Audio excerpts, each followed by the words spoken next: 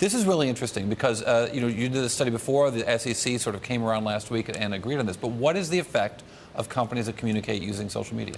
Well, we found that when firms are using Twitter to help disseminate their information, so this is press releases that they've already sent out through the wires or through traditional channels, that if they go ahead and tweet that event, their liquidity improves. They're able to spread the information more broadly and get reduced information asymmetry, so lower spreads, wider depth. So lower spreads, which it's funny because we talked earlier in the show about spreads and decimalization, but actually improved liquidity through tweeting. Yes. Why does that happen?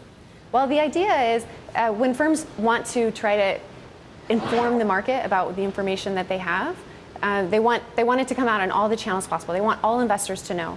And to the extent that only some of the investors know, then there's a subset that isn't aware of the information, is not sure what's going on.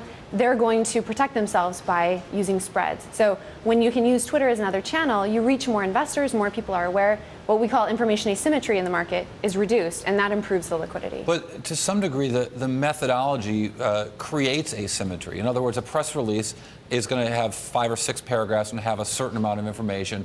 An SEC filing might have tables included and give you some financial information and some context for that financial information. A tweet's got 140 characters. Well, and so that's where we were really interested in understanding how firms were using Twitter, because we had the same response when we heard about investor relations companies telling firms to use Twitter. The idea is you can embed links into Twitter, and the links within Twitter are back to the press release, back to the SEC filing. So it's essentially saying, look, hey, here's this information. Take a look at it. This is important for you. Really quickly, I spent a lot of time studying stock promoters and stock promotions.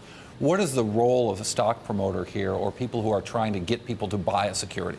Well, in terms of using Twitter, or what have you seen in your study, in your work? Well, so what we say is we look mostly at the firm itself, trying to say we want information to get out there to the investors. We want investors or people interested in investing to be able to see what we think is the important news, and what's going on with the firm. So it's in terms of gaining visibility.